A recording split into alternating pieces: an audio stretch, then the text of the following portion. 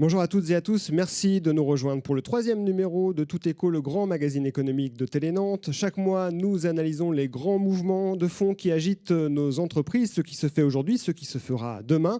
Un magazine mensuel en partenariat avec Audencia. Audencia Group, c'est l'école de management, bien sûr, mais c'est aussi une filière médias et communication avec Sciencescom. C'est d'ailleurs dans les locaux de Sciencescom que nous nous trouvons pour ce numéro, 3e étage, la médiathèque, un peu paradoxal peut-être ce décor avec ses magazines et ses livres qui sentent bon le papier et l'encre. Paradoxal parce que nous allons vous parler informatique, ordinateur, on dit numérique aujourd'hui. J'ai toujours été, depuis le début, en fait, dans la démarche de me dire l'informatique, c'est la porte ouverte à la création d'entreprises. On a un turnover qui est assez important dans le milieu du jeu vidéo et chez Succubus. C'est un peu inhérent au milieu où les gens font ça, ce sont des métiers passion la plupart du temps. Donc les gens ont besoin de partir sur d'autres missions, vers d'autres horizons, d'autres villes. Je dirais qu'il y a de la place pour tout le monde, après il faut la trouver. Trouver sa place dans ce secteur du numérique, un secteur qui compte en France 3,7% des emplois, plus de 5% du PIB selon les chiffres gouvernementaux. C'est plus que le secteur de l'agriculture, par exemple. Les entreprises du numérique seraient un des principaux moteurs d'une 3e révolution industrielle en cours. Mais que savons-nous réellement d'elles? Comment se développent-elles? Sont-elles vraiment créatrices d'emplois? Quelles relations sociales? Quel type de management défendent-elles? Bref, les entreprises du numérique sont-elles des entreprises comme les autres? Alors avant de vous présenter nos invités, on va aborder toutes ces questions, je vous propose un petit retour sur l'actu économique récente dans la région. Il y a beaucoup question de mer. Manuel Valls et Ségolène Royal en visite à Montoire de Bretagne ce mardi 2 décembre. Le Premier ministre et la ministre de l'écologie venus inaugurer l'usine Alstom dédiée à l'éolien marin. Dans ce bâtiment de 21 000 mètres carrés seront assemblés les nacelles et les générateurs.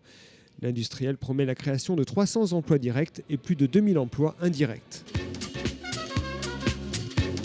Toujours à Montoire de Bretagne, une nouvelle autoroute de la mer bientôt ouverte. L'Union européenne a donné son feu vert pour renforcer la liaison entre Montoire et Vigo en Espagne. En 2015, elle devrait passer de 2 à 3 allers-retours par semaine, puis 4. Une annonce qui survient quelques semaines après la suspension de l'autoroute Montoire-Ironne, pas assez rentable. À Saint-Nazaire, dans les chantiers navals de STX, le Loire Princess est en cours de finition. Ce navire à aube doit être livré en avril prochain. Commandé par l'Alsacien Croisi Europe, le bateau naviguera sur la Loire entre Saint-Nazaire et Bouchemaine. Tout le monde pensait que la Loire n'était pas navigable parce qu'il y a des problèmes de base eau l'été, mais avec un type de bateau comme celui-là, avec un enfoncement maximum de 70 cm, on a regardé les statistiques sur les 20 dernières années, on est sûr de pratiquement pouvoir naviguer toute l'année.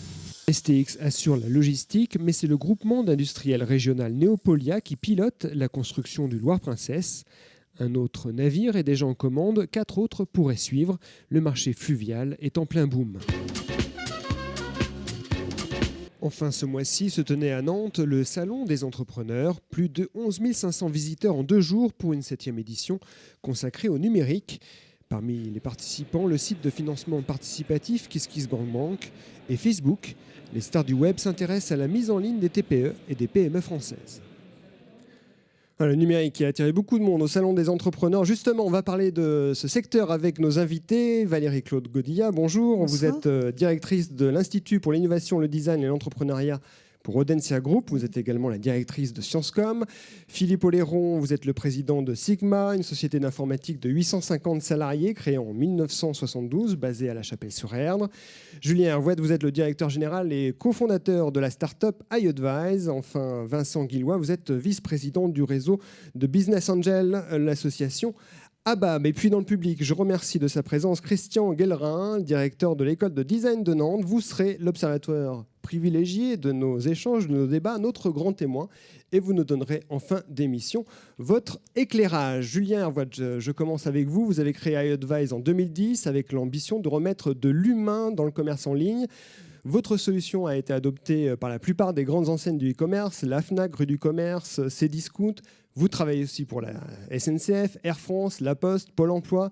iAdvise affiche une croissance de 100% par an. vous raflez régulièrement des prix, votre start-up est classée parmi les pépites du web. Est-ce que tout cela n'est pas allé trop vite ? Non, ça aurait pu aller nettement plus vite. Dans un contexte qui est un contexte français, c'est une belle réussite. Si on vient se comparer aux géants du web, on parlait de Facebook tout à l'heure, c'est une croissance modérée dans l'univers dans lequel on coexiste avec ces géants, et c'est super pépite. Mais aller vite à ce point-là, ça fait partie du développement normal d'une start-up ?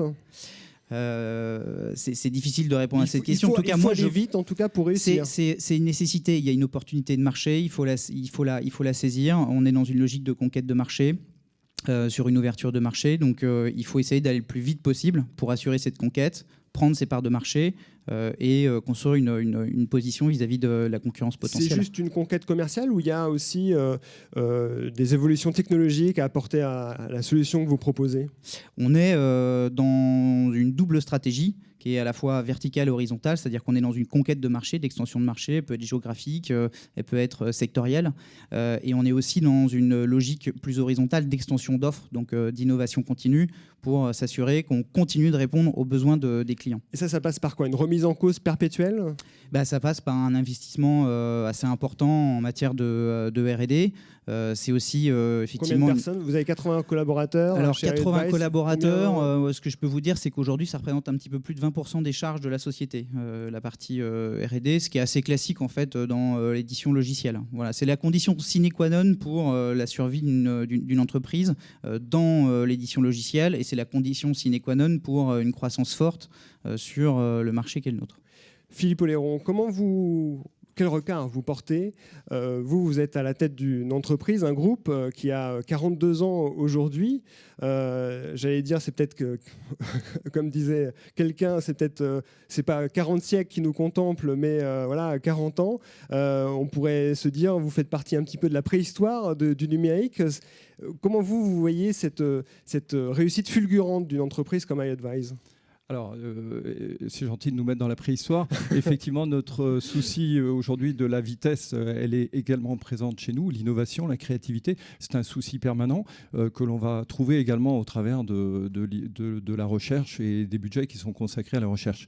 Comme vous le disiez tout à l'heure, les budgets en matière de logiciels sont énormes et il faut absolument trouver de nouvelles idées et se développer rapidement sur un marché. Alors, la start-up, effectivement, notre regard, c'est trouver chez eux toutes les idées, les bonnes idées qui vont nous permettre d'avancer aussi, nous, plus rapidement et s'inspirer de ces modèles qui font partie intégrante de nos propres évolutions. Et qu'est-ce que vous regardez chez ces startups ? Alors dans les startups, ce que nous regardons, ce sont toutes les idées nouvelles qui sortent, bien évidemment, qui font l'objet de développement, de créativité et de développement de nouveaux produits, de nouvelles offres sur le marché. Mais on les compare. Ce que l'on regarde, c'est aussi comment nous, on sait s'adapter aujourd'hui.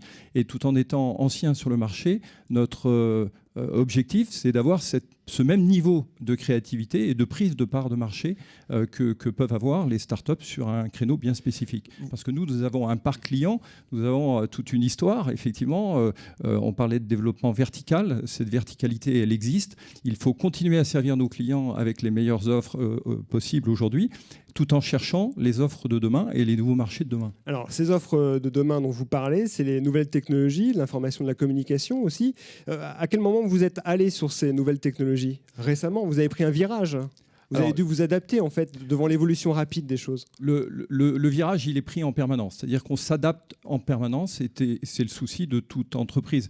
Une start-up, c'est une entreprise qui est en développement.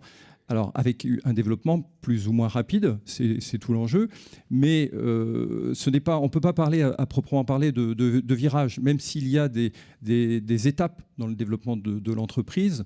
Le virage, l'adaptation est permanente. Cette recherche... Et c'est facile à faire, cette adaptation permanente, quand on est 800, 850, non, comme dans le groupe Sigma ? C'est sans doute effectivement plus compliqué quand on est 850. 800 plutôt que 80, quoi, comme chez Advice. Mais on arrive à le faire. Et cette année, par exemple, moi, j'ai engagé un projet de transformation pour aller vers une entreprise plus collaborative.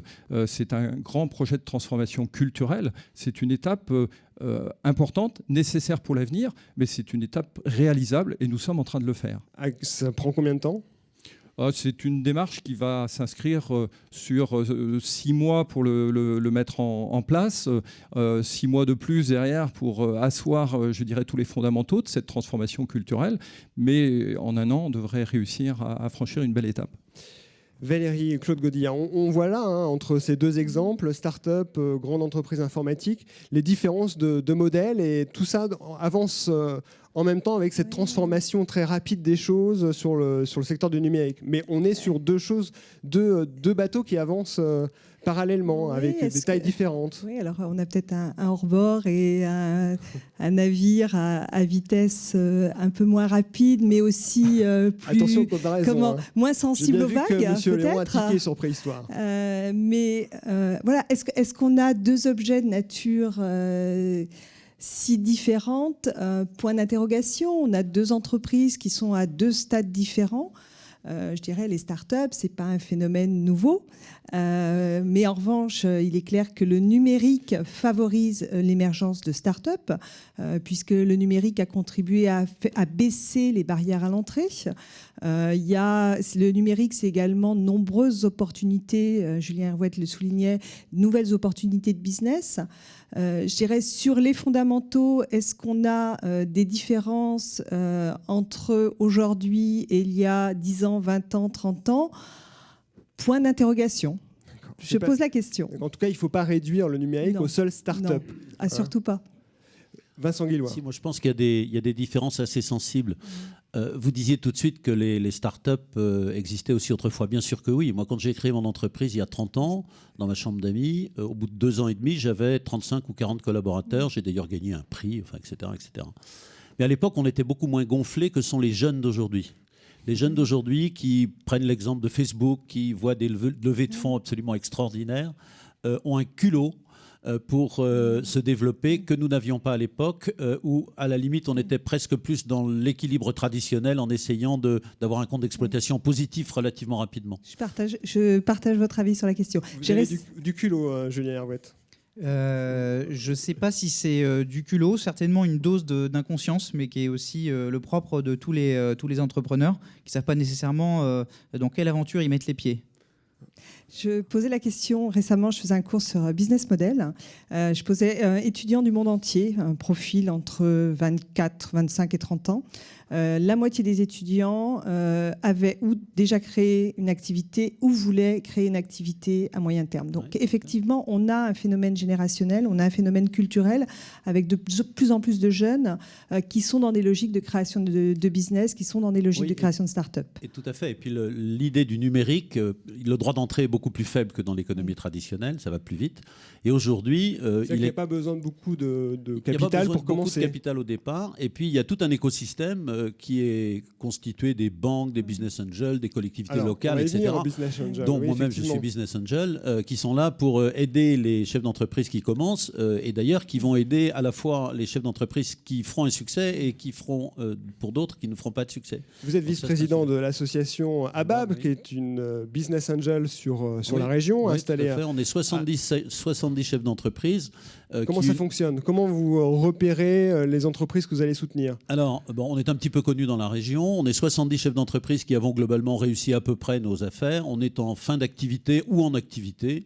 Et on essaye de retrouver un peu les frissons des entreprises qu'on a créées 30 ans ou 40 ans après.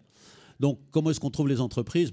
Les banquiers, les experts comptables, nos propres réseaux, la cantine numérique, nos amis viennent nous proposer des projets. Et qu'est-ce qui déclenche ensuite votre investissement? Sur quoi? Sur quels critères? Sur la bonne tête du start-upper ou de l'entrepreneur? Non pas la bonne tête, mais la qualité de l'équipe. Pour moi, il faut... Mais s'il est tout seul? Alors, c'est plus ennuyeux. De temps en temps, ça peut fonctionner. Moi-même, j'ai créé mon entreprise tout seul et on est aujourd'hui plus de 200 collaborateurs. Donc, ça peut marcher aussi. De communication et de marketing, une agence de communication qui s'appelle The Links, oui. Donc, ça peut aussi marcher, mais c'est quand même relativement rare. Ce qui nous intéresse, parce que c'est un sujet de succès extrêmement fort, c'est de trouver quelqu'un qui pense client toute la journée, qui est accompagné de quelqu'un qui pense technique toute la journée. Et c'est cette équipe-là qui peut faire quelque chose d'important et de tonique. À quelle hauteur vous investissez en moyenne? Alors, chez ABAB, on investit au premier tour entre 100 000 et 300 000 euros, mais on est souvent obligé de remettre au pot. D'accord, 100 000 à 300 000 euros. Julien Hervouet, vous avez fait des levées de fonds de quel montant? Alors, on avait amorcé 100 000 euros 3 mois après avoir créé l'entreprise en 2010, qu'on avait complété un emprunt bancaire de 100 000 euros.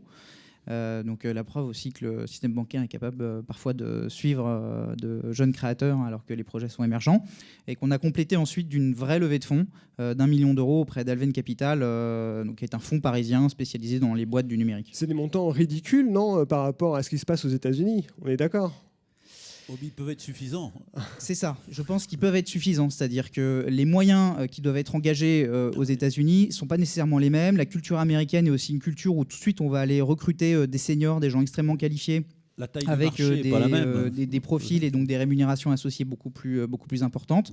Et puis je crois qu'il y a aussi là pour le coup une vraie capacité à investir sans craindre de se planter, que ce soit de la part des entrepreneurs ou des financeurs qui acceptent le plantage comme un risque inhérent à l'investissement. Voilà. Philippe Oléron, comment on fait pour... Sigma a 42 ans aujourd'hui, comment on fait pour tenir la distance comme ça sur 42 ans? Alors, pour tenir la distance... Parce que, encore une fois, le numérique, ça change tout le temps, quoi. Oui, effectivement. Et il faut se remettre en cause sans arrêt. Il faut se remettre en cause sans arrêt.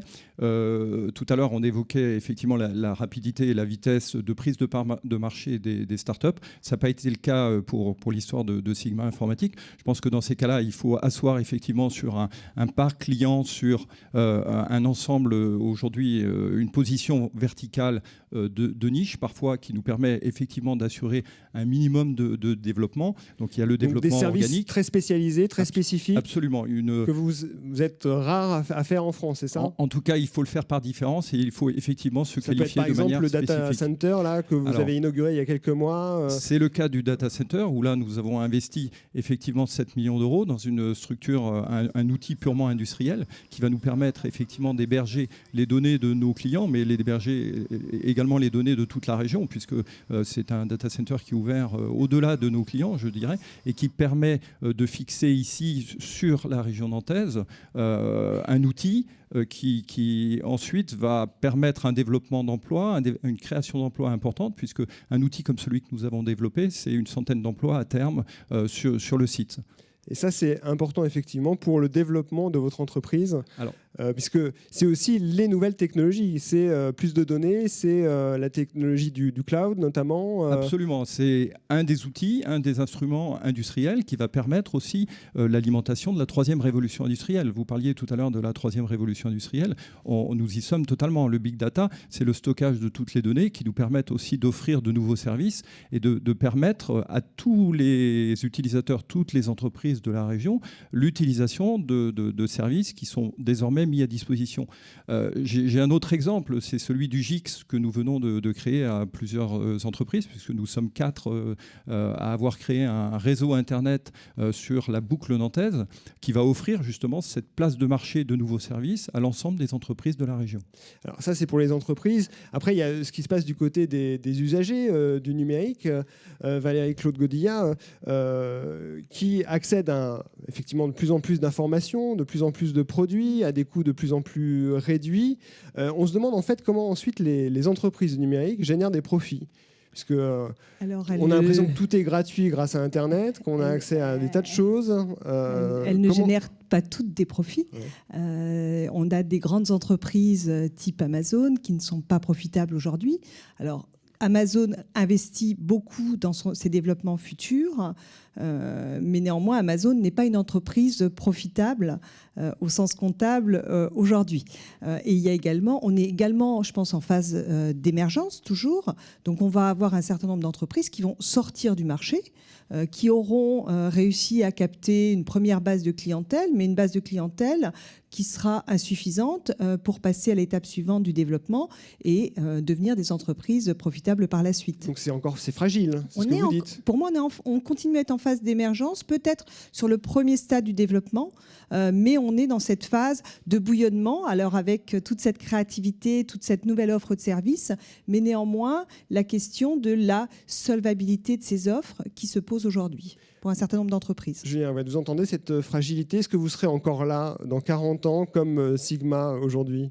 Je suis totalement en incapacité de répondre à cette question. Je ne savais même pas qu'on serait là 5 ans après avoir créé la boîte. Donc dans 40 ans, là, il faut sortir l'hyperboule de cristal, je crois. Après, sur la question de la profitabilité des entreprises... Ça vous inquiète pas dans un coin de votre tête? Est-ce que je vais tenir la distance? Est-ce que voilà, je suis parti pour un sprint et en fait c'est un marathon qu'il faut que je cours? Je crois que entreprendre, c'est prendre des risques. Je le répète assez souvent d'ailleurs aux équipes. On est dans une prise de risque permanente. Donc si la question en se levant le matin, c'est est-ce qu'on va être là demain, je ne peux pas y répondre, donc il faut que j'arrête de me la poser. Et surtout, il faut que j'avance dans l'exécution, la réalisation, l'atteinte d'une vision qui est l'objectif commun que l'entreprise a réussi à se définir. Voilà, c'est à ça avant tout qui nous drive le matin. C'est vraiment une question pour tous les entrepreneurs et toutes les entreprises. Personne n'est capable de dire que demain, il sera encore là. Je pense que notre préoccupation première, c'est effectivement la réalisation d'une vision. Et c'est cette vision qui nous guide au quotidien et qui fait qu'on avance, on trouve de nouvelles idées, on déploie ces nouvelles idées sur le marché et on adresse un marché le plus large possible en veillant effectivement à la profitabilité de l'entreprise de manière à ce qu'on puisse continuer de se développer dans de bonnes conditions. Alors nous avons sur ce plateau deux fleurons de la filière numérique locale. Que pèse-t-elle dans la région cette filière? Élément de réponse avec Anne-Lise Tomine. On le sait depuis longtemps, ça ne sert à rien de s'acharner, les ordinateurs ont gagné. Le numérique a envahi nos vies, on en trouve dans tous les secteurs d'activité, agriculture, énergie, transport, construction, santé. Merci de bien vouloir me laisser circuler. Internet allie objectif d'une 3e révolution industrielle en marche, selon l'américain Jeremy Rifkin. Aujourd'hui, tout le monde suit de près l'activité des entreprises du numérique. Leurs innovations, qu'elles viennent des acteurs des télécoms, de l'informatique ou de l'électronique grand public, ou qu'elles viennent des nouveaux acteurs du web, type Google ou Facebook. Le mouvement est lancé, la France ne veut pas rater le train, les Pays de la Loire non plus. La filière numérique dans la région, c'est plus de 32 000 emplois, dont presque les 2/3 dans la seule métropole nantaise. Un marché de 2 milliards d'euros. Des événements professionnels reconnus comme le Web Today, des lieux d'effervescence entrepreneuriale comme la cantine numérique ou le hub créatique. Nantes vient même d'obtenir du gouvernement le label French Tech, la promesse d'être titulaire dans l'équipe de France du numérique et de goûter à un fonds de soutien de 215 millions d'euros. En ligne de mire, la création de 10 000 emplois nouveaux d'ici 10 ans. 10 000 emplois nouveaux d'ici 10 ans. Est-ce que c'est réaliste, cette perspective ? Oui, à mon avis, c'est totalement réaliste. Aujourd'hui, la filière numérique alimente tous les métiers. Je pense qu'on parle de 3e révolution industrielle. La révolution industrielle, c'est la digitalisation de toutes les entreprises et de tous les métiers. On assiste aujourd'hui à une transformation de ces métiers avec un accompagnement du numérique et une présence du numérique dans tous ces métiers. Donc on a besoin de compétences aujourd'hui et de nouvelles compétences. Et si ce n'est pas les entreprises de la région qui les créent, ce sont d'autres entreprises qui viendront s'installer ou se créer. Donc c'est 10 000 emplois, y compris des entreprises qui ne sont pas du secteur du numérique, mais qui embaucheront demain des informaticiens, des développeurs. C'est ça que vous dites ? Oui, absolument. Les nouveautés, les usages, on a parlé d'usages. Les nouveaux usages sont très nombreux. Ils sont de plus en plus présents au quotidien auprès de l'ensemble des acteurs, particuliers et entreprises. Et cette présence du numérique dans tous les usages du quotidien fait que demain, on a devant nous un potentiel énorme. Parce que d'après les chiffres de la Chambre de commerce et d'industrie, aujourd'hui, la filière numérique sur la Loire-Atlantique, c'est essentiellement des toutes petites entreprises de moins de 10 salariés, 80%.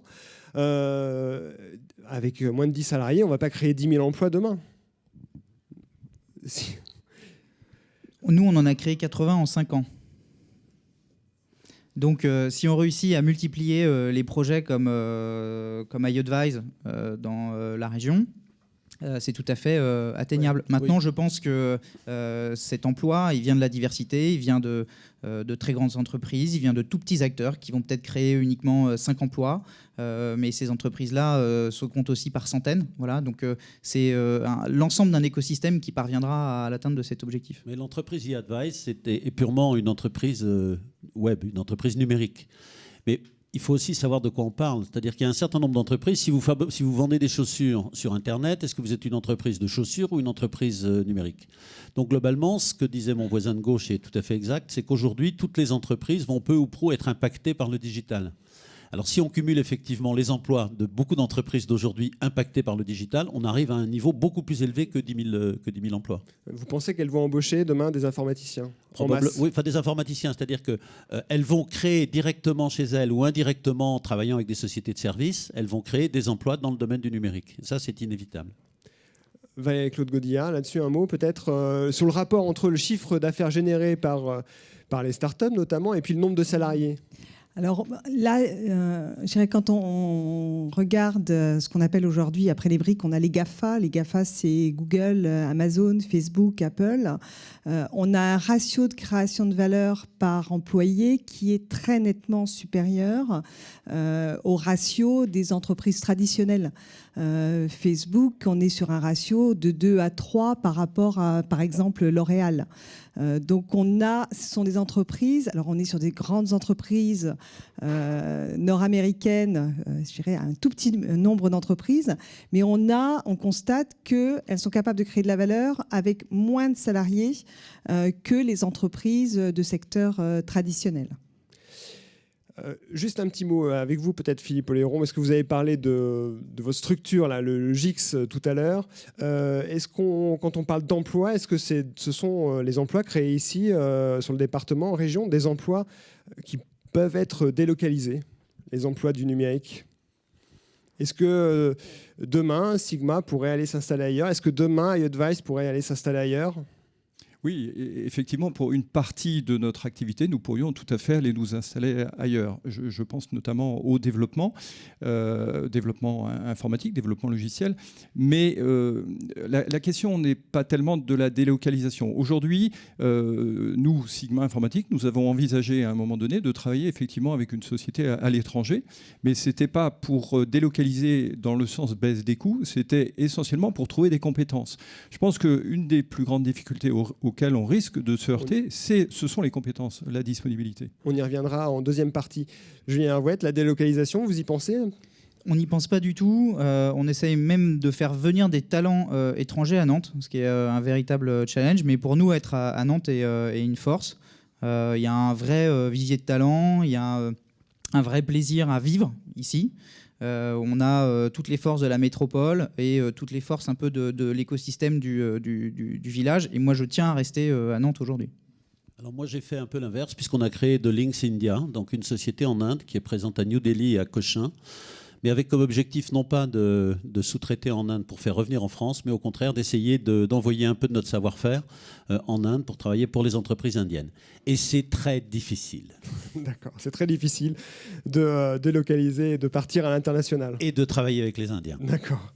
Merci Valérie-Claude Godillard, merci Vincent Guillois, merci Philippe Oléron. On va poursuivre nos échanges sur la filière numérique. On vient de parler d'emploi. On va continuer dans la deuxième partie avec d'autres invités. On va parler turnover, pénurie, recrutement, illustration dans l'univers des jeux vidéo, un univers qui fait rêver. Reportage à Nantes. À coups de pommes de pin, le petit renard se défend contre les attaques des tortues et des canards. Foxfender, c'est le nom de ce jeu vidéo imaginé par deux jeunes Nantins. Salut, ça va bien? Ça va, toi? Ouais. Luc et Donovan se sont rencontrés en dernière année d'école d'informatique. J'ai toujours été, depuis le début, en fait, dans la démarche de me dire l'informatique, c'est la porte ouverte à la création d'entreprise. C'est vrai que c'est quand même un domaine d'activité dans lequel on peut créer une boîte pour pas très cher. Et puis là, la preuve en est, voilà. On commence dans notre salon, on essaye de monter nos projets et puis on essaye aussi de faire tourner la boîte, quoi. Leur boîte, c'est donc pour l'instant ce jeu lancé fin août en téléchargement gratuit sur smartphone et tablette. Ils ont mis 1 an et demi pour le développer, grâce à 13 000 € d'emprunt. ils ont pu se payer les talents d'un graphiste et d'un musicien. Quant à eux... Alors actuellement, on ne se paye pas, on ne se verse pas de salaire depuis le début. Donc voilà, pour ma part, j'ai la chance d'avoir l'aide de ma copine et de mes parents. C'est clair que sans eux, aujourd'hui, je ne pourrais pas faire ce projet-là, parce que financièrement, il faut pouvoir assumer toutes les charges qu'on a à côté, que ce soit la voiture, le logement, etc. Luc et Donovan se donnent encore 1 an pour percer. Ils s'attaquent désormais à la phase marketing et communication. Ils espèrent que leur petit renard trouvera bientôt des alliés, que les blogs spécialisés le recommanderont. Avec Donovan, on a tous les deux cette idée en fait de créer un studio de jeux vidéo, mais ce qui nous intéresse, c'est pas de lancer juste un jeu vidéo, c'est vraiment d'avoir un studio pérenne. J'aimerais trouver un truc qui nous correspond et qui change un peu de ce qui se fait sur le marché. En fait, il y a beaucoup d'idées et beaucoup de développeurs, de jeux. Donc je dirais qu'il y a de la place pour tout le monde. Après, il faut la trouver. Une place qu'a trouvé Succubus Interactive. Ce studio, caché dans une arrière-cour du centre-ville de Nantes, a bientôt 13 ans. La PME compte une dizaine de salariés. On passe par l'outil informatique, mais parce que ça permet quand même de revenir en arrière et d'avoir quelque chose de directement numérisé. Mais malgré tout, c'est des méthodes artisanales et ancestrales, en tout cas dans la composition et dans la réflexion d'une image. J'imagine que dans l'ASCO, ils faisaient la même chose avec leurs mains et leurs pigments projetés sur les murs. À la place des mammouths, des personnages de Serious Game, des jeux à vocation pédagogique ou publicitaire pour accompagner une formation sensibilisée à un message. C'est la spécialité de Succubus, où l'on retrouve tous les métiers classiques du jeu vidéo. Mais la petite structure peine à recruter. C'est pas évident sur certaines compétences. En graphisme, j'ai pas trop de mal pour ma partie. En game design, par exemple, c'est un peu plus compliqué.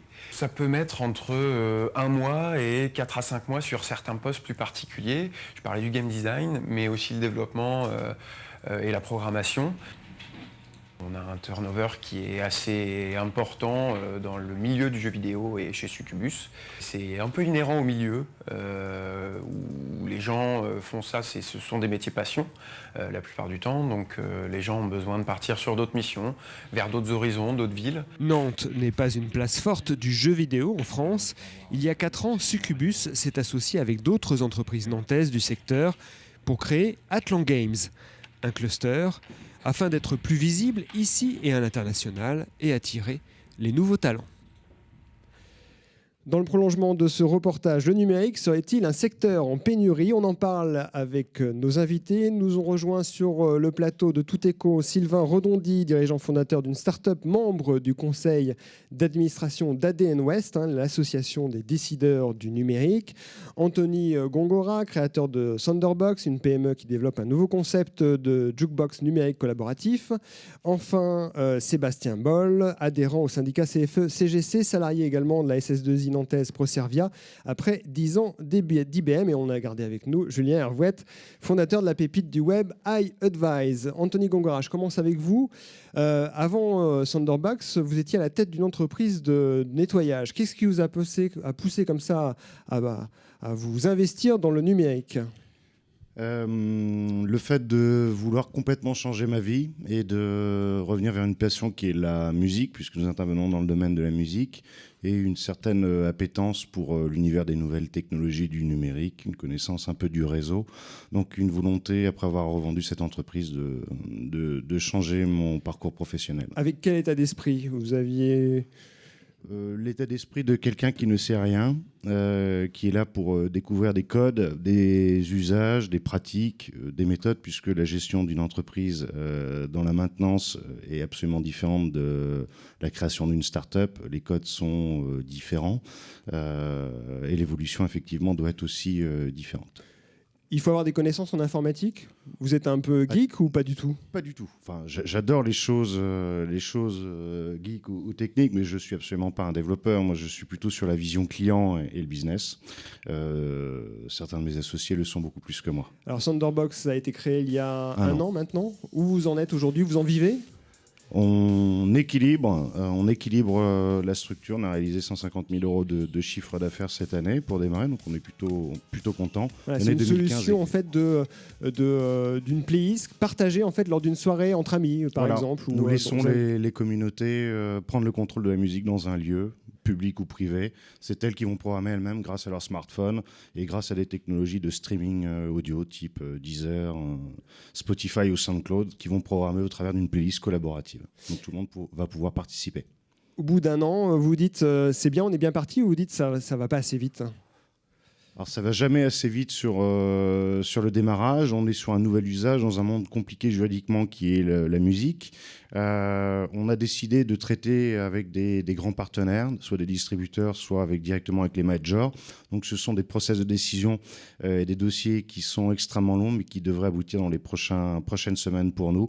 Donc on est en attente forte pour avoir un démarrage fulgurant sur 2015.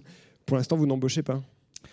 On a un peu embauché, on souhaite embaucher si certaines concrétisations se font prochainement sur 2015 fortement. Sylvain Rondondi, est-ce que vous représentez ici un peu ADN West, qui est une grande association qui regroupe la plupart, ou les plus grands en tout cas, représentants du numérique sur l'Ouest, 340 entreprises, oui. Plus de 38 000 emplois, c'est ça? Est-ce que... 30 000. C'est ça? 30 000 à peu près. 30 000, pardon. 30 000 emplois. Est-ce que les entreprises de numérique embauchent réellement? Alors bon, c'est vrai qu'ADN West, c'est une association atypique à la fois sur le territoire, mais aussi en France, puisqu'elle regroupe en son sein à la fois des clients, on va dire les utilisateurs, les directions des systèmes d'information des entreprises, d'autre part les prestataires, donc environ 240 prestataires en face des 100 DSI, et une quinzaine d'établissements d'enseignement et de recherche dans l'informatique. Donc et là, on a ce chiffre. Voilà, c'est sur ce terreau qu'on a construit un baromètre qui s'appelle le BaroJob. Donc vous interrogez vos adhérents. Exactement. Et ils vous disent, nous, on a augmenté nos effectifs. Voilà, 30 en moyenne, depuis 2 ans, on a un tiers des entreprises interrogées, qu'elles soient aussi bien les entreprises utilisatrices, donc les directions des systèmes d'information, et de l'autre côté, les prestataires, qui indiquent augmenter leur effectif, c'est-à-dire embaucher pour grandir. Et ça, c'est important, en sachant que ce baromètre, sur les 32 500 emplois qu'on évoquait tout à l'heure, aujourd'hui, il est assis sur un peu plus de 10 000 emplois. Les entreprises qui répondent pèsent environ 10 000 emplois, donc c'est significatif en termes de résultats. Qui embauche? Les startups comme celle de M. Gangora ou celle de Julien Hervouette, ou les entreprises du numérique traditionnelles? Alors, qui embauche? Eh bien, c'est vrai qu'on se retrouve avec, dans ce panel, tous les secteurs représentés, donc les grandes SS2I ou les SS2I de taille moyenne, les éditeurs. De services informatiques. Alors voilà, on peut déjà les distinguer. Il y a les SS2I, les éditeurs, donc eux qui embauchent fortement, on peut dire, depuis 2-3 ans. Et également, on a les prestataires d'infrastructures. On avait tout à l'heure, on parlait de GIX, d'infra, d'hébergement, etc. Des prestataires dits de production web, forcément, les agences digitales. Et puis tout ce qui est autour des cabinets de conseil. Dans tous ces domaines, globalement, ça embauche. Donc ça, c'est quand même intéressant. Plus donc, encore dans les SS2I. Les métiers traditionnels de l'informatique. Alors, les métiers traditionnels, bien évidemment, c'est quand même le terreau. Le plus d'emplois se trouve être dans ces grandes entreprises dites traditionnelles, mais aussi, comme le disait tout à l'heure Julien, eh bien, la somme des petites embauches, des petites et moyennes entreprises pèse également beaucoup. Après, pas forcément dans les secteurs, seulement dans les secteurs start-up. Voilà, il faut le savoir aussi. Est-ce que ce sont des emplois qualifiés? Je me tourne peut-être vers le syndicaliste pour nous répondre sur cette question. Aujourd'hui, est-ce que vous avez le sentiment, du point de vue de la CFE-CGC, que les embauches se font sur des emplois qualifiés? Oui, vraiment qualifié. Oui, je pense que ce qui est important, ça va être l'historique du parcours du collaborateur. Et là, au niveau de l'informatique, mis à part si on est un génie et qu'à 14 ans, on a inventé un nouveau microprocesseur dans sa chambre d'adolescent, je pense qu'on est vraiment sur de la compétence et de la haute compétence. Et là va être la difficulté du suivi du parcours. C'est-à-dire qu'il y a besoin d'énormément de formation et il faut se renouveler en permanence, mais comme un peu pour les entreprises où il faut toujours se poser la question, ça bouge très vite. C'est le cas aujourd'hui dans les... Dans les sociétés informatiques, dans les SS2I, on forme en continu. Il y a, il y a des gros budgets formation, effectivement. Tout à fait. Il y a confirmation de ce côté-là. Les prestataires. Parfois, on a eu une mauvaise image du côté justement des prestataires de services informatiques. Les salariés se plaignaient du manque de formation. Oui, d'enchaîner des missions un peu partout sur le territoire, etc. Alors dire que c'est plus le cas, c'est pas forcément vrai, mais pour autant, cet effort de formation, il est avéré, en tout cas par les baromètres qu'on remonte. On a, on va dire, les 2/3 des entreprises prestataires qui déclarent faire de la formation continue en permanence. Et je vous parle encore, et c'est important, des directions informatiques, parce qu'il faut savoir qu'elles pèsent 1/3 des emplois. On n'en parle pas assez souvent. C'est 1/3 des emplois qui sont dans les directions informatiques des entreprises qui sont autour de la région. Ouais. Et là, il y a un effort de formation continue très important vis-à-vis des collaborateurs.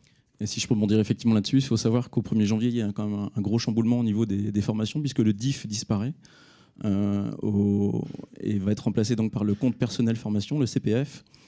Et effectivement, c'est vraiment une volonté du législateur de lancer une grosse dynamique au niveau donc de la formation continue, de la VAE, etc. etc. Alors, on l'a vu, on l'a évoqué un petit peu dans le reportage, on a parlé de turnover. Est-ce que c'est le cas aujourd'hui dans les entreprises numériques ? Il y a beaucoup de rotation, les gens ne restent pas ? Alors, c'est difficile de parler au nom de toutes les entreprises. C'est vrai que, vu le contexte également de l'emploi, il y a peut-être eu une période où il y avait beaucoup de turnover. Il y en a peut-être plus chez les très jeunes, entre guillemets, ou dans les plus petites entreprises, notamment les startups, où il se passe des zappings.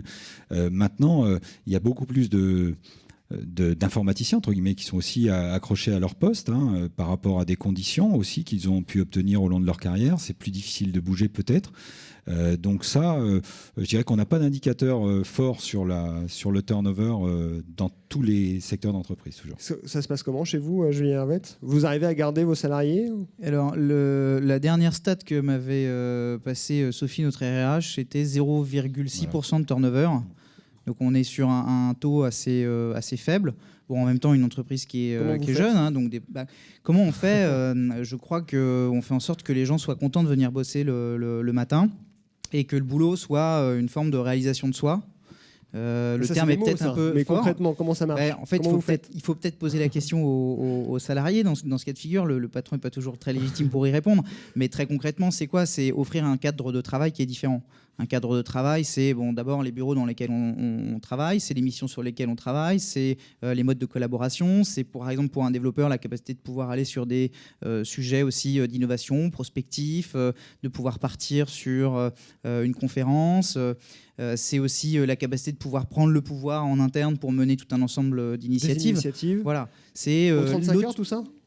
Alors, on est plus aux 35 heures maintenant. Je crois qu'on est, je n'ai pas envie de dire une bêtise, mais on est passé à 36 heures ou quelque chose comme ça. Voilà, donc il y a des RTT. Donc maintenant, on devient une entreprise conventionnelle, sérieuse. Vous devez vous structurer, même en tant que start-up. Exactement, il faut. Voilà, il y a des règles du jeu, donc il faut les respecter. Et je pense que même il faut réussir à en faire une force.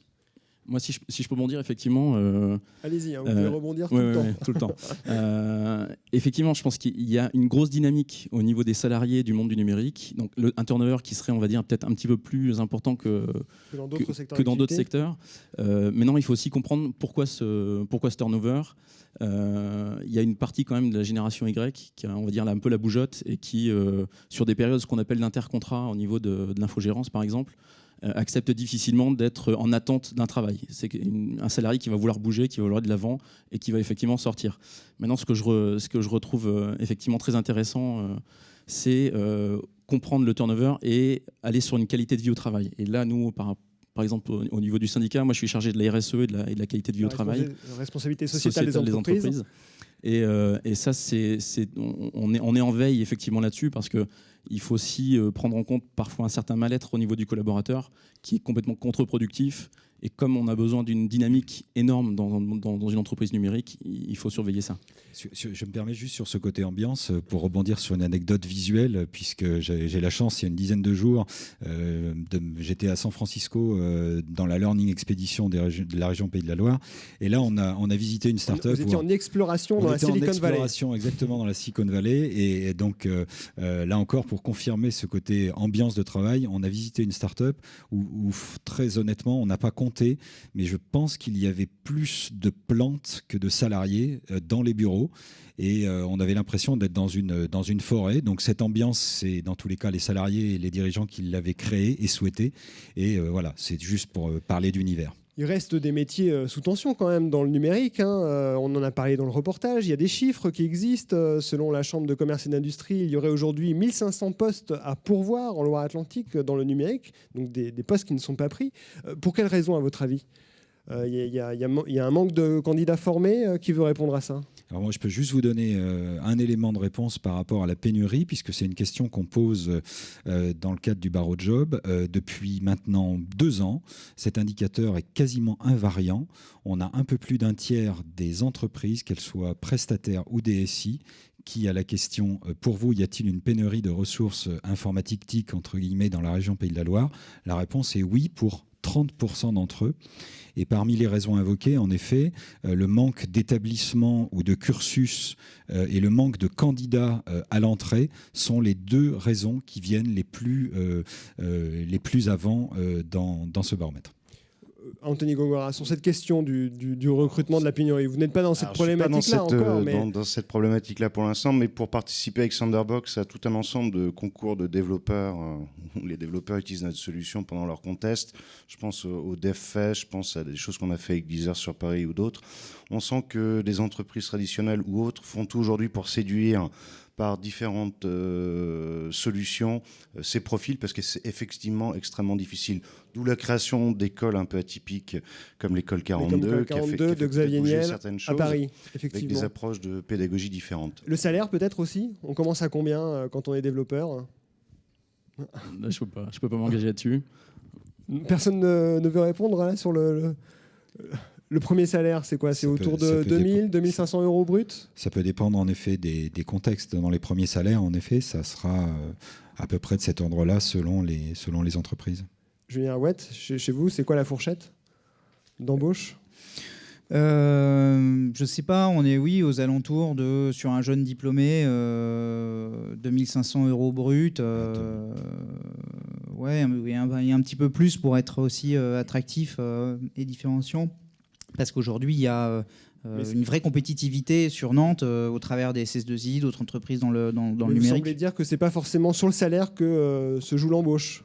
Je pense qu'aujourd'hui, j'ai le sentiment en tout cas qu'un développeur, en venant dans une start-up, vient chercher autre chose qu'un salaire.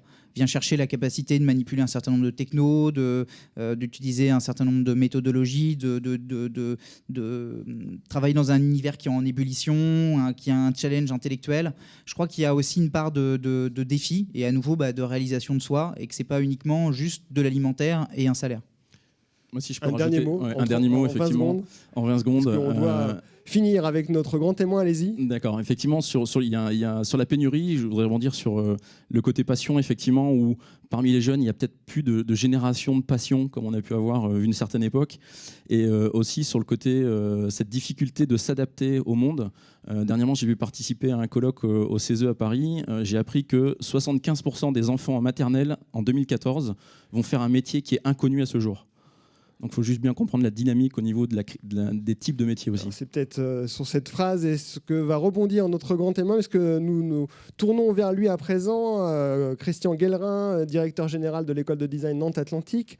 Vous avez suivi tous nos échanges. On peut dire qu'à l'école de design, on parle numérique au quotidien. Je me trompe pas en disant ça. On va voir quelques images des derniers travaux de vos étudiants, des projets présentés lors d'une exposition qui s'appelait Design Lab. Designer, c'est un métier du numérique. Oui, pour partie, et de plus en plus, parce que nous, on vient du design industriel, du design produit, et aujourd'hui, on parle de plus en plus d'objets connectés, c'est-à-dire tout devient numérique, c'est-à-dire n'importe quel objet devient numérique. Mais la réflexion de Vincent Guillois était tout à fait intéressante sur qu'est-ce que le numérique, au fond, c'est-à-dire que quand Coca-Cola vient nous voir pour faire du packaging connecté, c'est-à-dire faire en sorte que le jour où on ouvre son canne de Coca-Cola, on sache immédiatement sur tous les réseaux sociaux qu'on est dans tel bar, tel restaurant et qu'on consomme du Coca-Cola. par exemple, est-ce qu'on est dans le domaine du numérique ou est-ce qu'on est dans le domaine du packaging ou est-ce qu'on est dans le domaine de la distribution du soft drink? Et là, voilà bien la difficulté, et c'est tout l'enjeu de la discussion qu'on a depuis tout à l'heure, c'est-à-dire en fait comment circonscrire le numérique, c'est-à-dire on a parlé d'Internet, des réseaux sociaux. Aujourd'hui. C'est extrêmement compliqué, et j'envie ou je tire mon chapeau à ceux qui prévoient 10 000 emplois, parce que comment Internet, réseaux sociaux, smartphones, jeux vidéo, games vidéo, objets connectés, big data, visualisation de l'information, tout ça c'est du numérique, et pour autant tout ça ce ne sont pas les mêmes métiers, ces métiers sont différents. Ils se rejoignent évidemment, mais le jour où tel industriel de l'agroalimentaire vous dit une chance extraordinaire, le numérique, c'est l'accès à mes clients directement, j'aurai plus besoin de passer par la grande distribution. Évidemment, son métier va totalement changer avec le numérique, il va en faire un autre demain. Ça rejoint le propos, c'est-à-dire quel métier demain. Pour autant, il est toujours industrie de l'agroalimentaire et son boulot, c'est la transformation de l'agroalimentaire. Pourtant, le numérique va lui permettre de faire totalement évoluer son métier. Vos étudiants aujourd'hui trouvent facilement des débouchés ici en local, dans l'écosystème numérique local? Alors en local, oui, on a de la chance à Nantes d'avoir un écosystème vertueux et qui a été consacré récemment, vous le disiez, par la French Tech. La cantine de Nantes est particulièrement active. Et puis il y a tout un tas d'acteurs fédérés. Mais c'est quand même une difficulté, c'est-à-dire une difficulté à fixer la population et la population de compétences dans ce domaine-là. Parce que, je vous disais ça tout à l'heure, aujourd'hui, pour ce qui est de nos diplômés au bout de 5 ans, 53% des étudiants diplômés l'an dernier sont partis à l'étranger, travailler à l'étranger, et en particulier dans les filières numériques. Ce qui est un vrai problème et un vrai souci. Ils ne reviennent pas? On verra s'ils reviennent. Je suis d'une génération où on partait à l'étranger, au bout de 2 ans, 3 ans, on revenait, parce que c'était formidable la France, et vivre en France, c'est formidable. Mais là, est-ce qu'ils vont revenir? On ne sait pas, et c'est une vraie problématique. Quand on a vu ces chiffres-là il y a quelques années, on a dit c'est formidable, on est devenu international.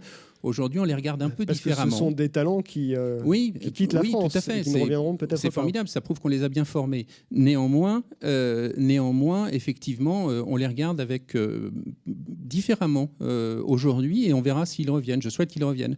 Pour indication, aujourd'hui, on a créé une filière avec San Francisco, avec l'Amérique du Nord.